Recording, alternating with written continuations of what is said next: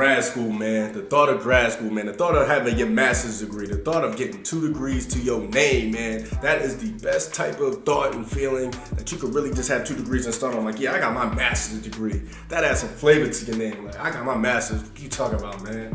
But before you go thinking about that stuff, I want to warn 5 things about graduate school that you have to know before you go. Like, you have to know ifs, ands, or buts. I am a year and a half in grad school, and half of the stuff I had no idea what I was getting myself into until I just went through the funk. So these 5 things are mandatory with grad school. It is not like undergrad whatsoever. It's totally different. You're in classes with adults. Your professors care about a lot more things than undergrad. You can get away with a lot of BS in undergrad. Grad school, oh hell no. So stay tuned to this 5 videos. No sugarcoating over here. I'm not sugarcoating nothing. You know how I rock.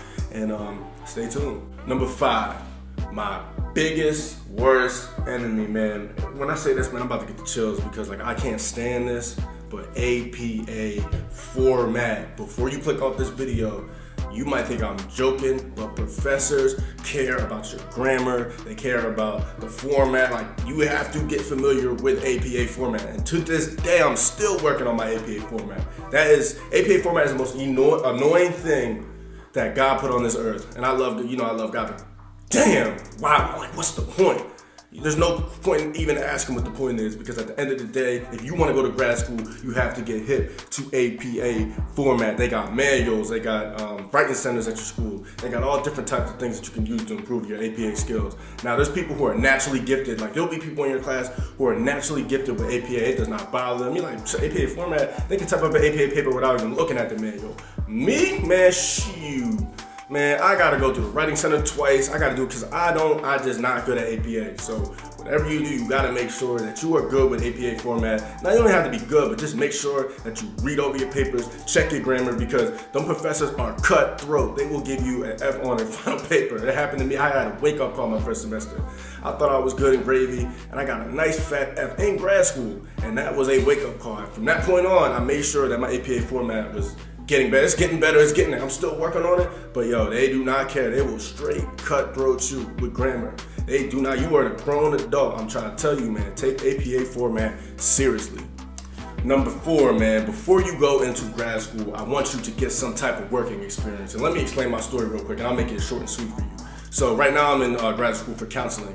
Now, I worked at summer camps, but before I went back to grad school, I made sure that I taught in the school for a year. So I was a teacher for a year, and when I tell you, if I did not teach that class, I wouldn't be able to bring as much as I brought to that class without me teaching. So for an example, like other kids in my students in my class, first of all, the students in my class are all A1, they're all at the top. But a lot of them really never worked with kids. They want to go into counseling, but they never worked with kids. So, they don't really have anything to bring experience-wise to the classroom. You can bring experience. For an example, if you were in the business, or if you want to get your master's in anything, nurse or whatever, I don't know the master's for criminology. It's good to have work experience in that field. It's sometimes it's cool to graduate college and go straight to grad school, but you don't have any work experience. I graduated college, took a year off, and then went back. So now I'm in grad school stronger than ever. I got so much stories in class. I'm talking in class on different experiences from what I did around that, and having that work experience before you go to grad school in that field will help you out so much. It'll help you out in the classroom, on papers, on exams, on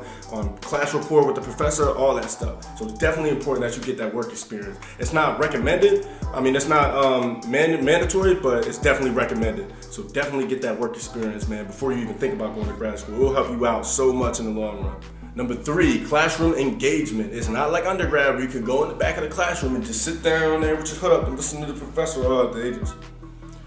Hell no. You better engage in that class. You better engage in class discussions, raise your hand, debate, go back and forth. Grad school is super competitive. So if you think for 1 second that you could just go in the classroom and sit, there's been a couple people in my class, I'm not calling nobody out and like that, but they just really don't have anything to say in the class. And if that were me, I know I would be looked at in a red flag, because I was a teacher, I was a camp counselor and all that. So if I'm sitting there quiet in the class, I know the professor's looking at me like I'm insane. This dude ain't even talking. This dude working around, when you're in that classroom, you are an asset to that classroom. You are the flame to that classroom, that gets the fire started. So if you have work experience and if you're also there, why not spill all that knowledge that you have in that classroom and teach your peers about what you've been through, and ask questions and stuff like that. Engaging in classes in grad school is super important. If you don't, I took a class, it was more participation points than there was quizzes and exams and stuff. Like the teacher basically wanted class discussions and stuff like that. Participation is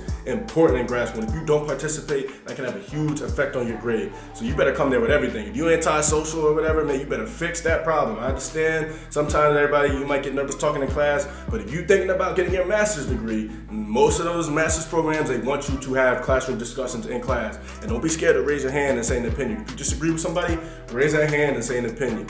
Trust me. Number 2, for those of y'all who did not work in college, who, you might work when you went back home for breaks or over the summer, but in college, you just free, you depend on your mom to give you money or you get little checks here and there. I'm trying to tell you, usually grad school classes are at nighttime, so in the daytime, it is not good to be completely free. You are not an undergrad student anymore. You are a full-blown adult. So in the daytime, you should be doing some type of work to make some type of money and some type of experience. For example, me, I'm an academic probation advisor, so I help out students who are on academic probation, and that was my job in grad school. Still my job in grad school to this day.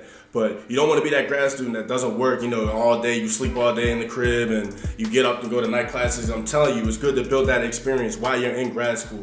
Like I said, we ain't undergrad no more. We a step up. We are adults. We go to class late. We do papers, big papers, and all that stuff. It's not undergrad where you can just, wake up, go to the cafe, go to the library, chill out, play video games. Like, nah, you need to have a full-time job. If not full-time, part-time is even cool too. It doesn't have to be something mandatory. I mean, you got your bachelor's degree, but do something that keeps you occupied in the day to keep you up, because you don't want to sit around all day and then go to class at night like you're an undergrad. That's not really what professionalism is and what grad students do.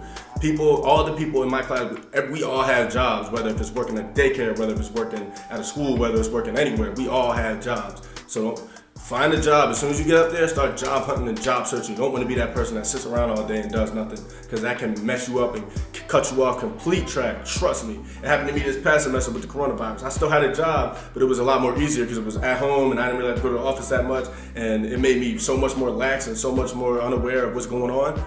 Get something that you wake up to daily, go to, make some bread while you at it, and also focus on your purpose, man. And last but not least, number 1, this is the most important thing in the grad program, is connecting with your fellow classmates, man. Shout out to all my classmates who was in my grad program. I'm not gonna name drop anybody, but you know who you are. It's super important to connect with your classmates, because at the end of the day, y'all are all going through the same thing. Y'all all want the same goal. I would say create group chats with them. We went to the bar a couple times, we had a cookout a couple times, just to build that connection, because we're all going through the same thing. If I have a question about a paper and I don't feel like emailing my professor, blowing her email up, because Lord knows I send my professor's emails all the time, but I get tired of it. So, hey, I'm just gonna make up a name. Hey Bob, hey, can you tell me, like, what does she mean by this right here? Or, yo, when does this assignment due? Just to remind you guys, we got a quiz today, like, having that bond with your fellow students in that class will help you out. I really don't know if I would get good grades, the grades that I've got, if I didn't have that bond with my classmates. And having that bond with your classmates is so important, because you can help each other out so much. Trust me, I know sometimes, and it's different. I'm the only black male in my whole counseling program. So it's different. Sometimes, you might not be used to working with somebody who doesn't look like you or somebody, but it's super important to build those relationships. You might not be in a relationship where y'all can go to the crib and watch the Eagles game and sit back and drink, but it could be something where, hey, let's meet up and chill, or let's all meet up and have a study session, or let's all go to the bar and just, hang out as a counseling group, or make a group chat and we can talk about certain things that's going on in the world, or counseling. Like that goes a long way. And you build those relationships will last for life. I got counseling friends who are now in the field, and I'm so happy for them. Like when you see them walk that stage, you're like, yo, congrats. Like, I'm looking up to you at that point. So it's super important to build those connections with the people in your class, so that way you got a certain guidance from people who are doing the same thing that you're doing. So with that being said, those are the 5 top things that I took from grad school. I'm still not done. I still got a year left, but it's been a heck of a year and I've learned a lot. But don't think, the main thing I want you guys to do is don't go into grad school thinking that's a cakewalk, because it is not. It is completely different, bro. Like, there is so much more to it than undergrad. Undergrad, you got a free schedule, you get to go to parties, and you get to, grad school, you're an adult now. You're looked on campus as an adult. Like, as much as I want to go out and socialize and stuff like that, I also got to be careful, because I'm still an adult and people know I'm in grad school. So At that point, that's all I'm trying to say is the top 5 things that I realized as a Black American male, and anybody who's going through grad school who might think it's a challenge, you know what I'm saying? Like, I had challenges growing up in school, and now, you know what I'm saying, I had that wake-up call, and from that point on, I've just been working my hardest, and I want y'all to do the same. So, with all that being said, if you made it this far through the video, you better click that subscribe button. How dare you watch my channel without clicking that subscribe? How dare you get this far in the video and not click that subscribe and like button, man? Click that button real quick, man. Subscribe. I love y'all, man. Got back. More content coming soon.